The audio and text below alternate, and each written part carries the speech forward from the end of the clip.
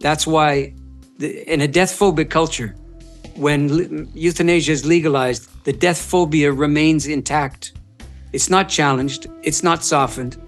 It's amped up to the point now where you shouldn't have to die and you shouldn't have to suffer either. And it kind of begs the question, man, what are you doing here?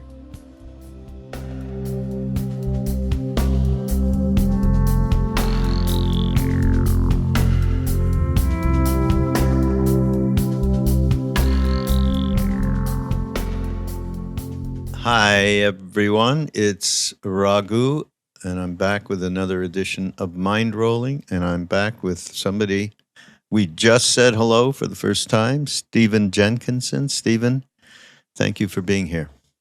It's a pleasure. Thanks for the invitation. So, Stephen wrote a book some years ago, right? This Die Wise is the name of the book. Yeah, 2015 it was. So 8 years ago, a manifesto for sanity and soul, and I'll attest to the sanity and soul for sure. It's quite a tome that you have written here. I hope you meant tome, not tomb. Tune. It's quite a tune you have written, actually. Oh, tune. Yes. I heard tomb with an M. Yeah, no, that's probably what it was. But I'm rethinking it and going, yeah, this was a great tune. Thank you. Tome, yeah, it's I just mean it's chock full of all sorts of information and provocations about how we treat death in this country, and that is going to be the subject of this podcast. Okay, that is a fair assessment of what I tried to do, I think. Yeah, there you go. Can you, just to get going, just to get to know you, we both just found out or realized we're both from Canada. Right. And where you're from? Are you from the west side of Canada or east? No, I'm Easterner. So Eastern Ontario, around the Great Lakes Basin. Right. That's where I was born and grew up, and then Really school in Boston, actually. So I can imitate that accent, although I won't do it to you. And then parts unknown has welcomed me, in the days since. But all the formative time was red and white Canadian for sure. Yeah. So we live not right now. I'm from Montreal, as many people know, listen to the podcast, and Stephen isn't more than 5 hours from there as we speak.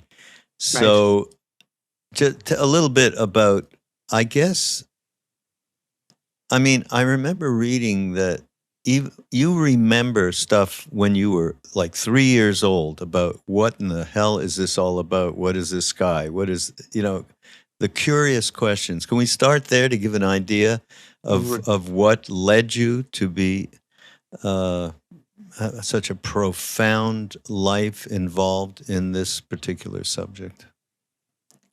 Well, that's quite an achieved thing if it were indeed true. I'm not sure 3 years old in particular marks the time, but I can tell you this. Yeah. I'm quite sure that people credit me with quite a memory, and I'm glad they do. I don't really think that's what it is, though. What I have is a kind of ear for the cadence and the loping qualities of stories. And I can hear it. And when I hear it, the stories begin to assemble themselves or reassemble themselves in my anticipation of what's coming. So it's not quite memory. It's something subtler. I feel it's not factual, really. And how did that come about? I'm sure I was read to in the womb, but failing that certainly from a very early age. And I think the cadence of the human voice is something that came to me early and often, and something that became eminently trustworthy to the point now where my ear, as many people's ear does, distinguishes between the cadence of story and the cant of argument. And when it comes to argument, generally speaking, I just go the other way. And the reason for that is there's something about the structure of argument that is somehow hostile in principle to the way the human mind seems to work, to me. In that it's very I mean, if you follow this for a second, it's quite wondrous. You enter into an argument. Yeah. A couple of days later, you remember that you argued, but you're hard pressed to recreate what you argued about, or the nature or the flow of the argument per se. Just the intensity is available to you, and maybe a few highlights and so on. Why is that? I think it's because the human memory in particular is not inclined to that kind of agitation. But a story amazingly begins to tell itself and retell itself as soon as you enter into it. You can say, for example, I don't remember how this goes. It was, but anyway, there was this thing, and it's all you have to do. And as you enter into it, the story begins to murmur itself across the filaments of your memory, I think. And as it does, it's astounding how it reassembles, or literally, this is the actual meaning of the word, it remembers itself. Mm. So I'm a fan, as you can clearly tell, Yeah. and I'm very lucky that I was read to in that way. I don't know about the quality of what I was read to, but certainly the cadence was more than enough. Right. And what's behind it in terms of the depth of the human that read it Yeah, to you. yeah. Yeah. So, but then what propelled you from your youth into, I know you went to, at one point, Harvard Divinity School.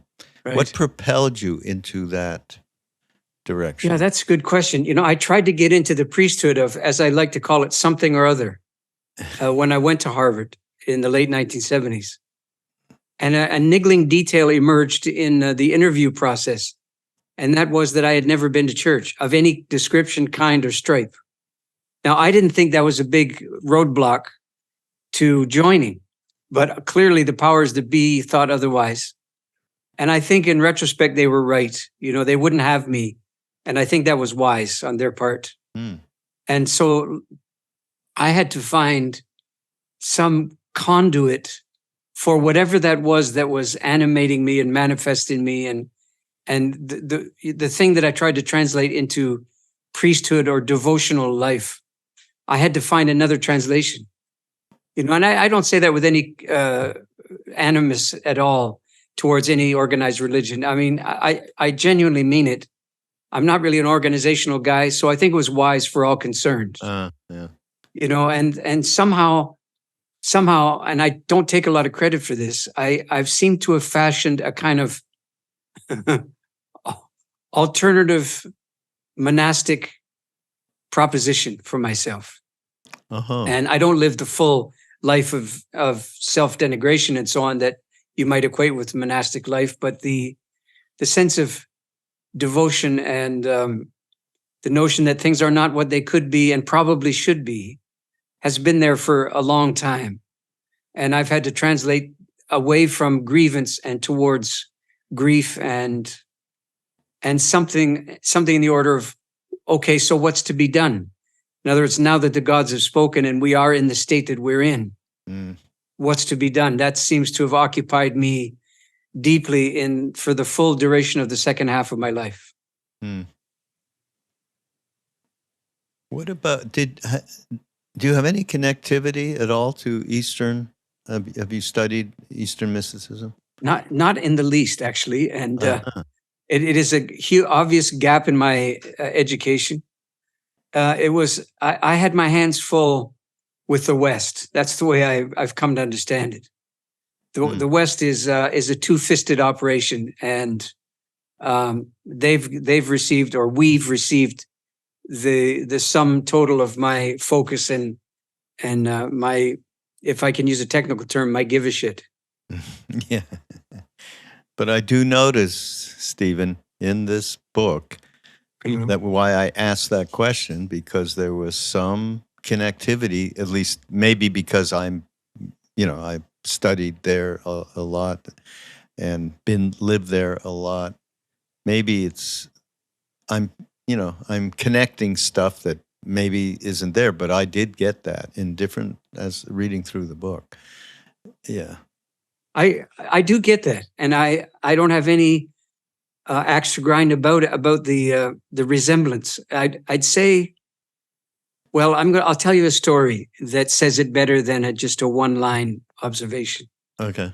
So years ago, when I was gainfully employed, and I was an organizational guy for about 20 minutes, well, literally several years, but not very long, in the hospital system in Ontario. Mm. That's the death trade days that I refer to in DIYs and so on.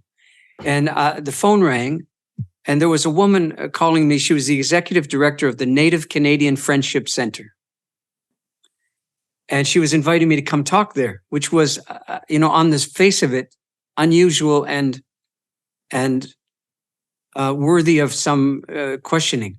So I asked her, how did she hear about me and what did she have in mind? And she said, oh, anything that's on your mind, whatever you want to come and teach. I said, again, how did you hear about me? She said, well, you did this thing, remember, a month or so ago? Oh, yes, I said. She said, well, I had a couple of staff people there. And they came back and they were quite impressed with you and what you had said and all of that. And then she paused and she said, and the thing that really got me is they said, finally, we got somebody on the inside, quote. And there was a long pause and I put together what she was saying or what her staff people were saying to her. And I said, you mean you had staff people who came to something I did, were with me all day and came back and told you that I'm a Native guy? And she said, yeah. Obviously thinking that was the case. Mm.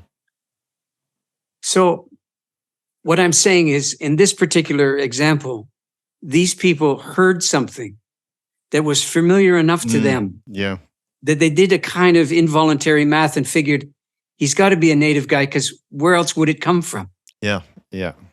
And I say the same thing about things Eastern. They may not be exclusive to the Eastern part of the world or to Eastern religions or mysticism or thing. They may have tendrils elsewhere, and the resemblances should be encouraging. I find it encouraging.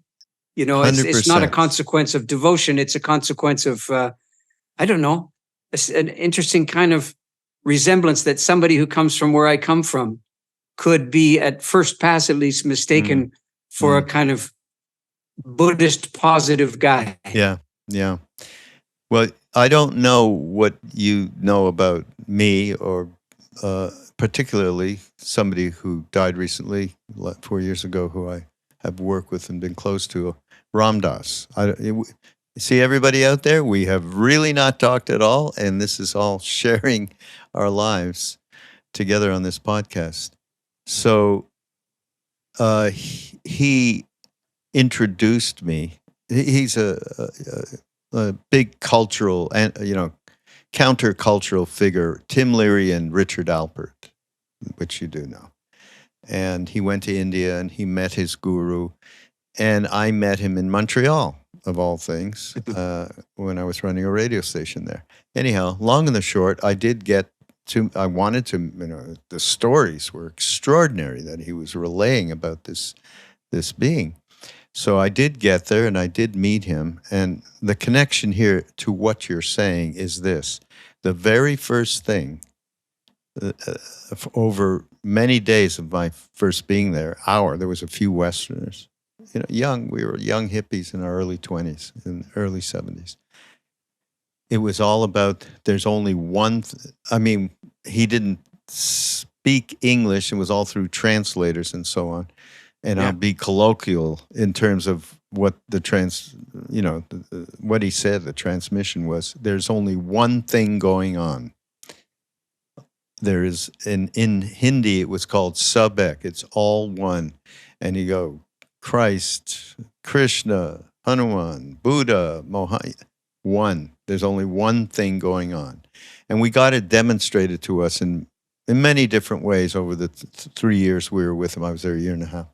And so the idea that my mistaking in some way, in a superficial way, that you had no real connectivity to studies of Eastern mysticism, yet I was getting this core deliverance of a message. And And the reality is, this is no matter what in our human experience of going within to divine that which is the stuff of who we really are. The same container, I mean, different containers, but the same essence is there once you do that, in my opinion. Mm-hmm. Yeah. Well, I should say that my disavowal is not entirely accurate, because when I was going to the Harvard Divinity School, I was a foreign student, right? A legal alien. Yeah. And as a result, my employment opportunities were severely curtailed. But one option was to be a janitor at the Center for the Study of World Religions across the street from the Divinity School. Mm. I was that janitor. And in so doing, I met Jains and Zoroastrians and Buddhists, and I can't think of any other groups right off the top of my head. But so I'm not completely devoid of contact, but it wasn't study. It was, right. We would often sit there and just ruminate about the mysteries of life for 15 minutes before my sense of responsibility caught up with me and I pushed the broom a little further. That's great. That's where Ram Dass went. Richard Alpert and Tim Leary were involved with the psychedelic experiments at Harvard in the mid-'60s, early 60s. Yeah. That's that whole story. So I was there probably 12 years later, something like that. Yeah. Okay, the book, and the core message, which again, I do reference Ram Dass. He was a teacher back in the day. Then he became a friend, and then he got a stroke, and over the time he was in Maui, actually living there. Right. We created a situation for his friends where he was able to continue because of the wonders of the internet. But I did meet him, by the way, I should say. Oh, you did? I did meet him briefly in Maui. Oh. Yeah. Well, this I did not know. Okay. Yeah, the way it happened was the Canadian government, through the NFB, National Film Board of Canada, produced a film about the work I was doing at the time in the death tree called Grief Walker. And there was a kind of small private think tank, I guess I would call them, on Maui, who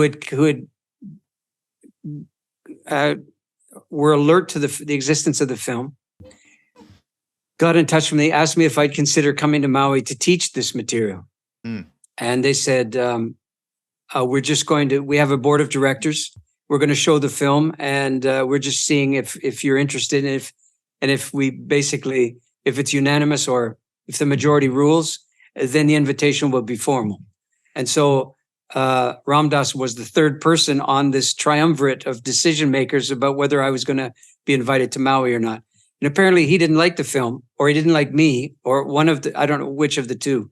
And so he voted no, but the other two voted yes. So I ended up there anyway. And then I did meet him completely by happenstance. He was, he'd been driven in a van to a place where I guess he got physiotherapy routinely. And I was walking down the sidewalk with the guy who brought me at the very moment that his van opened up, and there he sat. and so we actually met in that moment. And he looked at me. He kind of glared, I would say, but who knows? I mean, I don't know what the look meant, because given the stroke and so forth, whatever it meant, I don't know. And he said, "I've seen your movie," he said. And I laughed and I said, "I heard." And that was it? That was it, man. Oh my God. That's funny. Well, Bodhi B was part of that, right? Bodhi this is the guy who brought me, correct? Yeah. I'm not sure I remember. It's something in there that makes me think, I was around or something at the time, or he might have mentioned it to me. That's crazy. That's great. Yeah. But what I was trying to say is, I mean, you're totally on the same page. Ram Dass was all about this country, the West particularly treats death in a way that is just so gigantically negative for everyone's lives in all stratas of society and government and all of it. So, that you guys were right there together on that one. Mm-hmm. But I like this. You say the way we die has been drawn up into the system so thoroughly that it's likely your grandparents wouldn't recognize anything that would be routine care when it's your turn. Right. High-tech healthcare has become an undeclared war on dying itself, nothing less. Caveat emptor. Caveat emptor. Yeah, why don't you give us a general idea of I think we all have some connectivity to it, especially if we're a little bit older. It doesn't have to be as old as we are, but what is it that you're getting to here in terms of how lost we are? I should say, first of all, that I'm not shooting from the hip. I paid my dues. I spent time in the trench. I was there, and administratively, and I was kicked up the ladder rather quickly. So I saw things at a number of levels. I ended up as a associate professor at the medical school, for example. So I did see this stuff from the inside. So it's not a hatchet job. The book Die Wise is emphatically not a hatchet job against anybody's medical system or the people who work there. Okay, I'm saying the dilemmas are societal, fundamentally, not really. They're not specific or unique to the healthcare system, either in my country or the one you're in now. And lo and behold, though, I think the dilemma may come to something as simple and heartbreaking as the following. The rate of medical innovation in medical technology is so extreme. It's beyond your wildest reckoning. That's earlier in that quote that you say. That's what the allusion to the generational divide, that people simply wouldn't recognize routine healthcare. I mean, when you are in serious need of it, you will have the same experience. You simply won't believe what they can and will and would do to you in the name of, quote, caring for you. And it really challenges your understanding of what constitutes care, you see. So here's the dilemma, and it's a practical dilemma as well as a moral and ethical dilemma. The innovation is rampaging forward, ever cresting waves of who the hell knows what this means? Should we be using this technology? And so on. So the practice wisdom that should be guiding its use continues to lag behind further and generationally further and further again, to the point where the physicians in particular are taking their cues from the purveyors of the technology, not from the ethics committees that should be having a lot of hesitation about the whole matter. And the reason for that is, on the other end of the story, the system has deeply insistent consumers of these products and methodologies in the form of patients and their families. And so it's a rock and a hard place story. The patients want the best. They want the latest. They want the greatest. You see, they don't want to hear about the ethical, subtleties and the dilemmas that ensue. They don't want to be in a test group. They don't want to be in a placebo situation. They want the real thing all the time, and their loved ones want that for them, as you'd expect. The consequence then is nobody gets to find out a priori what all of this means and what it's doing to us. And the legalization of euthanasia, although it's not called that here, it's called MAID as an acronym, Medical Assistance in Dying, correct? Yeah. That is turning into something so somber making and so haunted, because it's gone from, people should not have to suffer. We make dogs suffer less than we make dying people suffer, all of that. And that's why MAID is there. To, in a very short number of years, the qualifications for MAID are being proposed in the Canadian Parliament to not any longer be predicated upon the proximity of death. Now you should have access to MAID just because you're, and I'm not sure what word to use here, suffering, fundamentally unhappy, incorrigibly depressed. All of these things become the new threshold for whether or not you should be allowed to take yourself out. And you should oblige the state to cooperate with you. This is where we are. And anybody who wanted to see it could see this coming, because it had nothing to do with dying. That's why in a death-phobic culture, when euthanasia is legalized, the death phobia remains intact. It's not challenged. It's not softened. It's amped up to the point now where you shouldn't have to die and you shouldn't have to suffer either. And it kind of begs the question, man, what are you doing here? If you've disqualified death and dying and you've disqualified suffering, I mean, there's not a lot of life left that once you eliminate those two issues and those two presences, seems to me. I mean, I'm not saying that all of life comes to that, but without those things, without limits and frailties and endings, then everything we're talking about has no meaning. You can't find it. Everybody's left to their own devices to, swing away as best they can. And there's not a lot of life training, not in the West, to take upon yourself the kind of Oppenheimer responsibility. Do you know what I mean by that reference? No.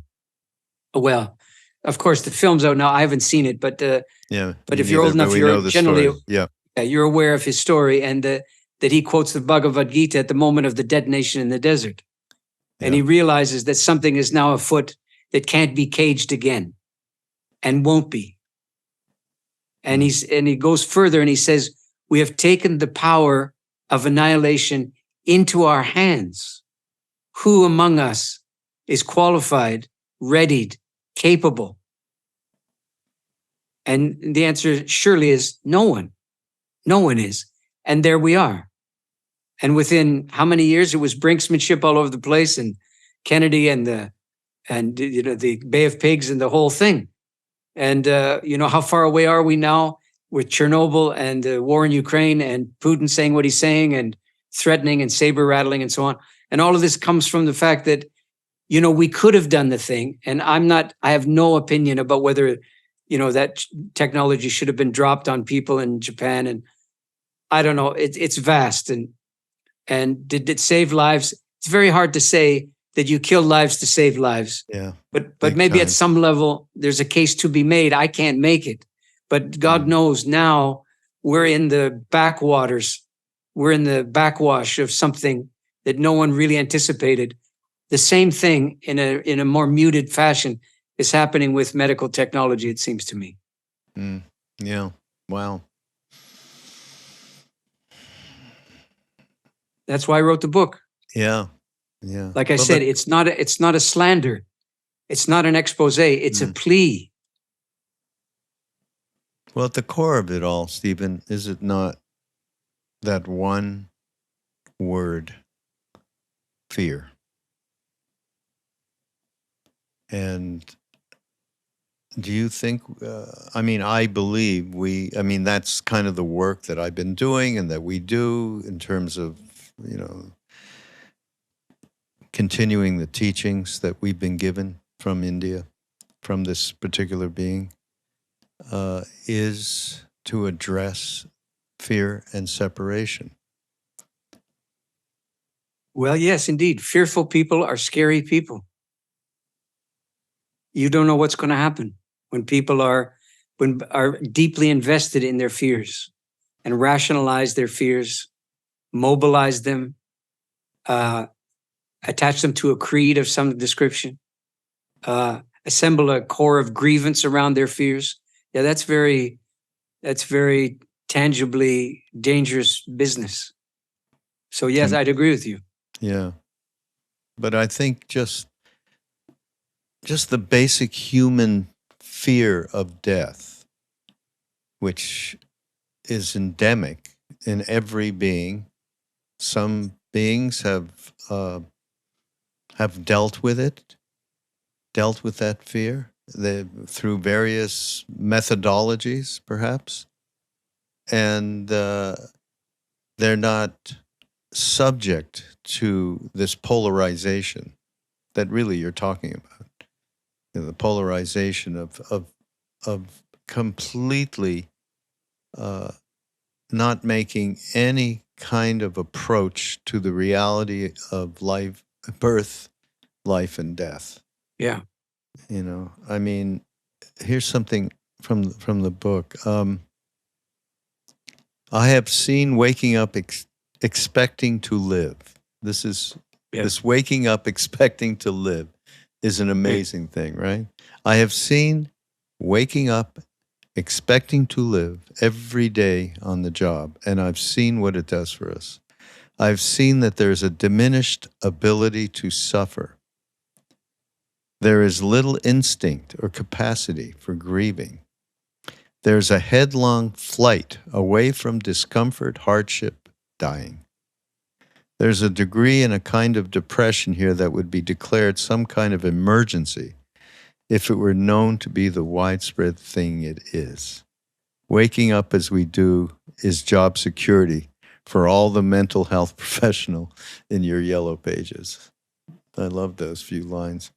But yeah, I mean, we start to say, well, how can we approach some kind of détente with our perspective on death? How do we do that? Well, we can't do it until, how about we start approaching suffering, just basic suffering, and have a different perspective on that. I just believe that that's extraordinarily important in terms of making friends, shall we say, with the concept of death. I think if we cultivated a capacity to be sad, we'd make enormous headroads into our propensity for fear. I think sadness is an absolutely compelling and legitimate alternative, but it needs at least as much tuition as fear does. You have to learn to be afraid, obviously, and you have to learn sadness as well. It's not an inevitably occurring substance, regardless of the circumstance. I mean, sadness is not depression. It's not despair. It's much closer to sorrow, and it belongs. And this is absolutely, I mean, I would never talk somebody out of their sadness when it comes to dying. I mean, the thought of it makes me abundantly sad, I have to say. And I'm not working to get on the other side of the sadness, to be honest. I think the sadness is its own wisdom. Yes. Yes, indeed. I mean, this is how we grow. It's that Leonard Cohen famous song, the crack lets the light in. Right. Heart. Yeah, no, this is extremely important. Yeah, we have such an aversion to just, I mean, I know this in myself, just in any kind of uncomfortable circumstances. I've spent a lot of time in India, so there's a lot of physical discomfort there, just the nature of a third world. Okay. And yeah, the presence of this perspective that seems endemic to us humans, the gravitating towards what is the easiest path, what is the most comfortable path. And, this is a great difficulty. Yeah.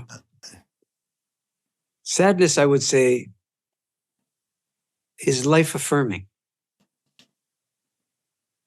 The fear of death, the clinging on to life for its own sake at all costs, is not life affirming. All it does is reiterate the upside of life and feed the grievance when the upside passes from view, either temporarily or eventually permanently, right? So grievance has no place in grief, I would say, and these things are acres, miles apart. Grief, as I understand it, and you probably came across quotes to this effect in the book, grief is a skill, not an affliction. Grief is not a feeling you have about something. Grief is the something. Mm. Yeah. Isn't there a story? I don't know it well at all. But you know it up, down, and sideways, very likely. So the Buddha, when he's a young lad or an adolescent, is living in the life of Riley, is he not? And quite In comfortable. the castle, yeah. There you are. And then he hops over the wall, does he not? And his encounter with the real thing is utterly overwhelming. Yeah. For him, no? And it's perhaps, my guess, it's the beginning of his real tuition. It's the beginning of the tempering of his heart. Yeah. Yeah. So, I mean, if it happened to him, it should happen to a good number of the rest of us too, it seems to me. And it does, minus the tuition of the heart business. Mm. I mean, it often goes in the direction of medication and self-soothing of all kinds, as you've said, and reiteration of the fundamental rights and privileges of a consumer in a consumer culture. Yeah. Yeah. Yeah. You can't consume dying. Even with all of that, going back to the fear factor. Yeah.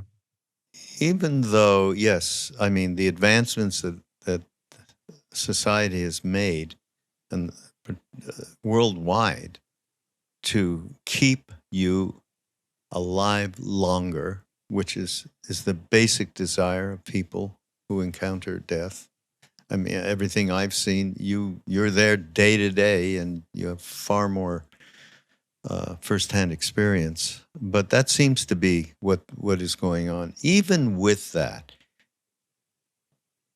because that's very difficult for us now to deny as an individual. It's in our DNA that we want to survive.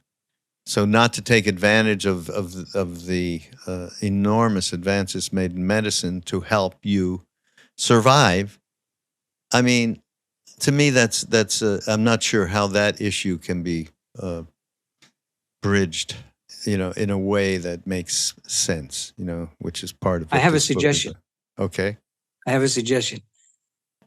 I agree with you halfway that it's true that most people, the vast majority of people, wanted to persist. Okay. And they took steps and made decisions predicated on that desire. I don't know that they were well-informed decisions, but nonetheless, this was their mobilizing principle. But nobody really told them what it costs to deke your time. Okay, when you sidestep your time, there is a consequence that nobody seems to figure on. And it's this, it's basically, you're taking the suicide's risk, are you not? That it's no better, that it's no different on the other side of all this. It's very similar. When you bargain for more time in and of itself becomes the goal. The quality of that time is absolutely irrelevant when you're bargaining for it. But when you get it, I'm here to tell you, it doesn't look like what you thought. And then before you know it, all the advanced directives, all the living wills, all the get me out of here, beam me up, Scotty stuff, all of that stuff is out the window now because nobody was ready for the downside of more time. But there's a distinct downside to more time, and this is what it is. If you're dying anyway, more time means more dying, period. Who's signing up for that? Who puts that in their living will? Nobody. And when it comes down the pipe, and it does, and there's no recourse except stop, just stop everything. And I mean, nobody on the care providing end knows what to listen to when you are in extremis and you're flailing about saying, get me out of here, just kill me, I can't stand it anymore. What about it can't you stand? And you know what one of the answers is? The vast acreage of your disappointment. Which is? And a sense of having been betrayed by the deal or the bargain you entered into. You're not betrayed. You've entered into an arrangement where betrayal is part of the deal. You see, because you didn't consider the fullness of the operation, and the fullness is this noble conveyance, which is your body, can only do so much, and your will doesn't take the hint. Mm-hmm. It's an awful thing, you know. Your will says, "Let's go, let's keep going," and your body says, "Listen, I'm going over here. You be stupid by yourself," and back and forth it goes, right? And you know, the body wins by losing, doesn't it? Yeah. The body wins by losing. And the will goes, you know, what the hell's that?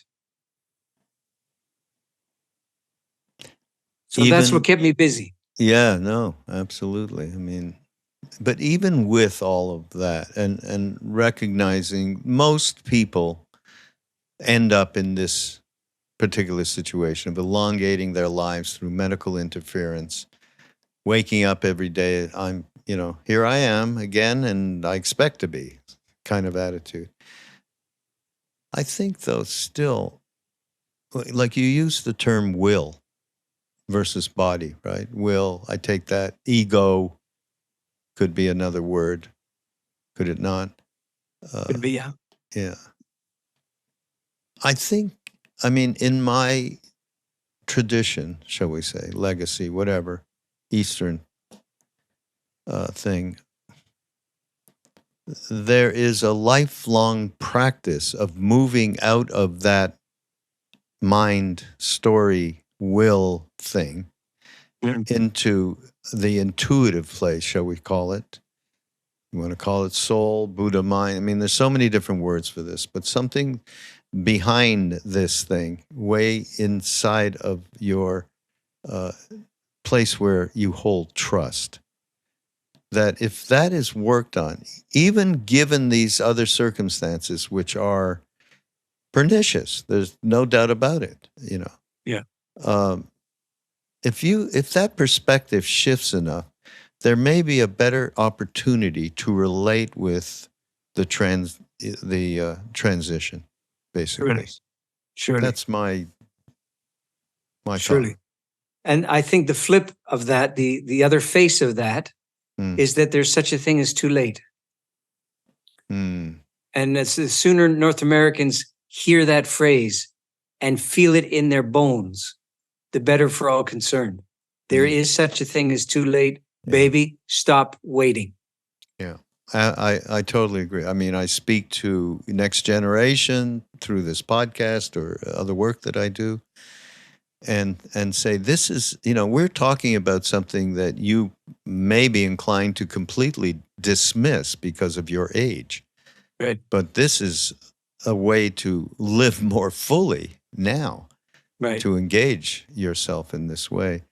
Can you talk, there's one, a law in physics that you talk about, Heisenberg's uncertainty principle. Can you talk about that? I found that fascinating, and I had never encountered it. Heisenberg, by the way, is the generation of physicists prior to Oppenheimer, just as really? a matter of note. Yeah. Oh. And they knew each other, I think.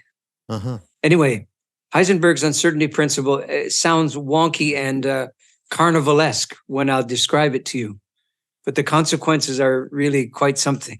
It goes like this. So it was born in the realm of quantum physics. So quantum physics is basically, for the longest time, theoretical, because there was no technology that could establish the material reality that was being posited in quantum physics, right? Mm-hmm. So it was all, if this is so, then, and so on. Yeah. But it was not really observable in its primary state. Okay.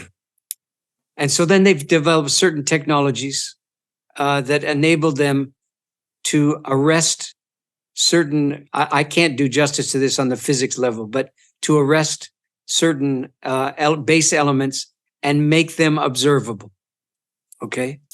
And traceable and trackable and all the rest. And Heisenberg, and probably others too, said, but wait a second. If we go that way, and it's clearly the way we're going because we don't have an alternative, then it behooves us to realize that what we're observing here is not the building blocks of reality.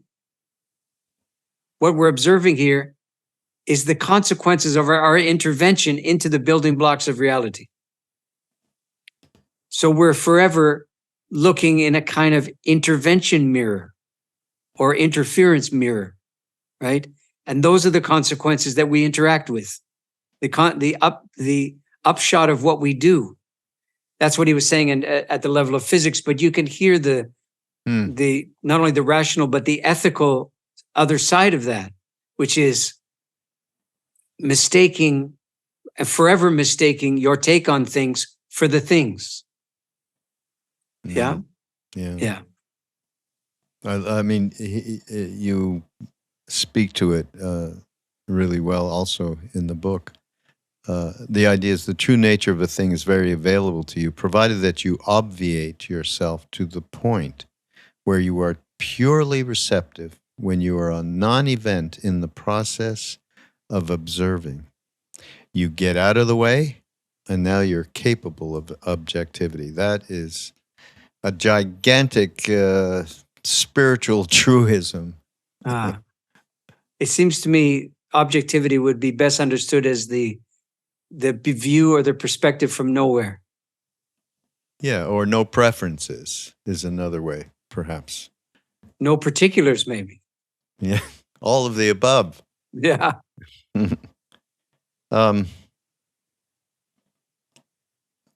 There's one interesting chapter you talk about hope, which you personify as a tyrant. And I don't know if you've ever, somebody who's done a lot of work with death and dying is Roshi Joan Halifax. Is that ever, you know who she is? I've never met her, but I'm alert that she's in the world. Yeah. Yeah. So we've done stuff with her in the past and so on. She's a marvelous person and very wise. And we talked about hope one time, maybe on a podcast. And she came up and she said, well, hope in and of itself is, it's empty. Not empty in the Buddhist empty, which is full. Not good empty. Not good empty, yeah. Right. But I would say wise hope, where you're not expecting a certain outcome. You're not bargaining to get anything. You are combining with an attitude that explores is curious and explores the mystery and looks to what might be, a right action. What do you think about that versus how you talk about it for quite a bit, the tyrant hope? It's true. Hope and me haven't got along for a long time. And hope may win. I mean, in the marketplace of ideas, clearly hope wins every time when it's confronting me. But I would say the scenario you just described is imminently workable, practical, doable, without the substrate of hope, as if the notion being that hope would somehow make that more possible or more likely. I just simply don't. Here's where my take on hope comes from, I should say. I don't have any inherent feelings about hope. But what I did instead was I observed people in the throes of hope as they died. Okay, so that's the particulars of my investigation. I was observing what being hopeful did to dying people, what it obliged them to do, what it obliged them to set aside. And the conclusion that arrested me was that hope resembles a mortgage in a deeply unfortunate way. The notion being that a mortgage functions by making certain things impossible to achieve in the present moment because your money is being siphoned off for the sake of a future ownership, outright ownership, whatever it is. Hope functions virtually identically from everything I saw. In other words, Nobody hopes for the way it is. We hope for the way it isn't. There. And the flip side of that would be this to me. So here you and I are talking. And one thing is probably unnecessary for us to talk.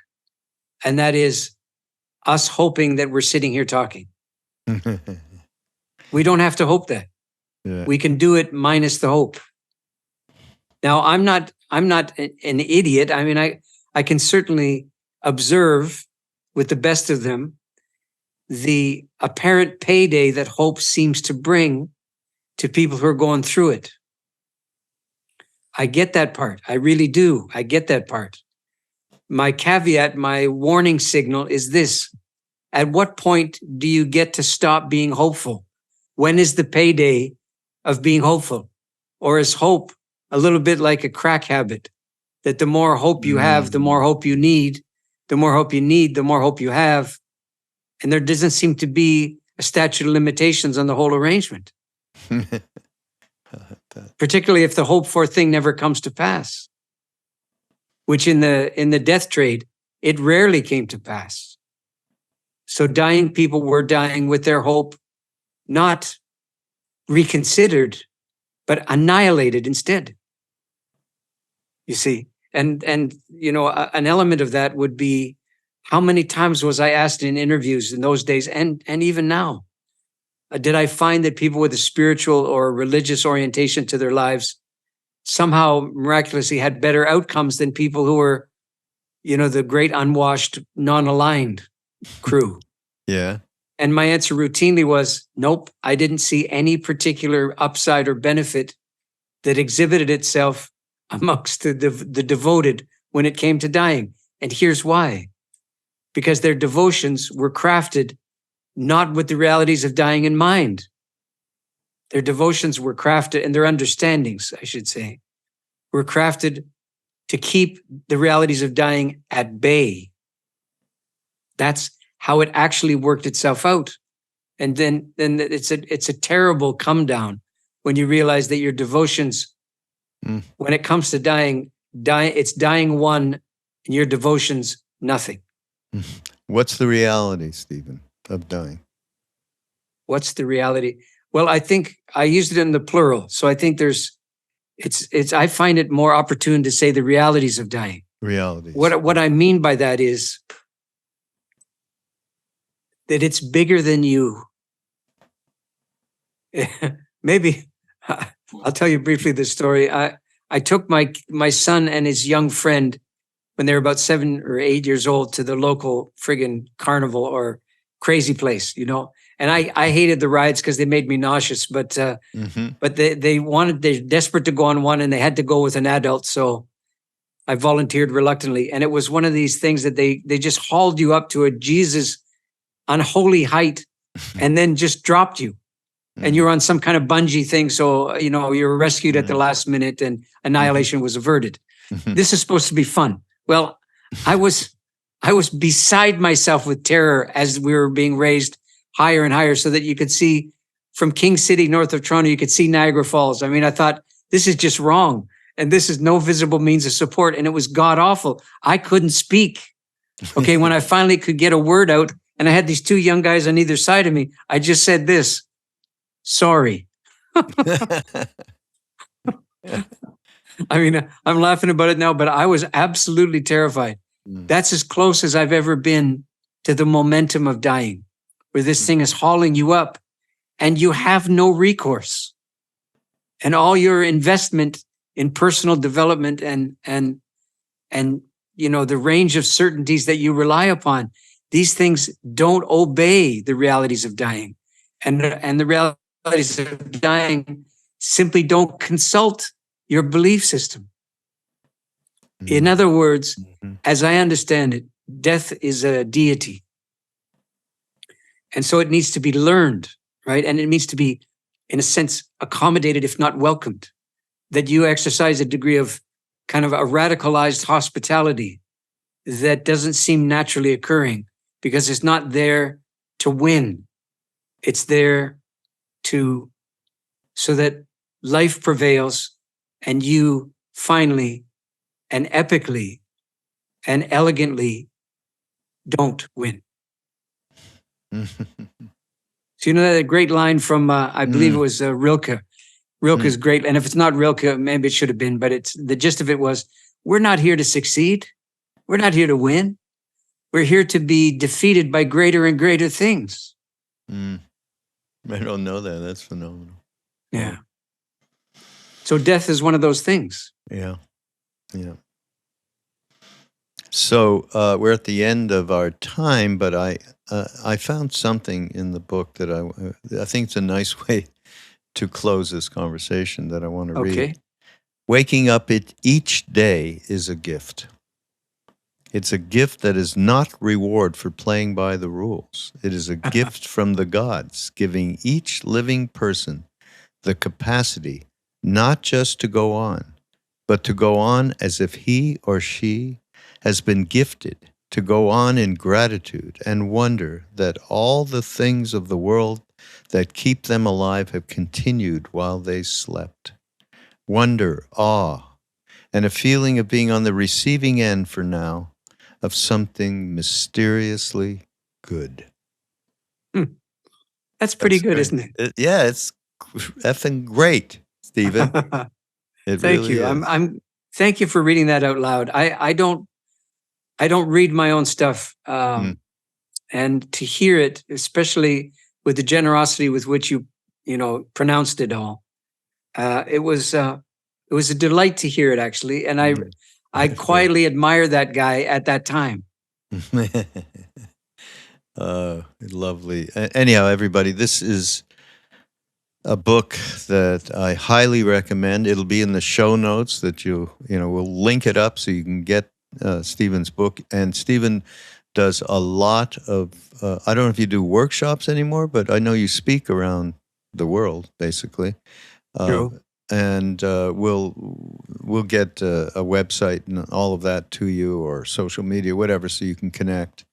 And again, this is, and I don't care how old you are, it is important, and it is really it's as important, for instance, as what's going on ecologically in this world, as much as what's going on polarization of society. This is important.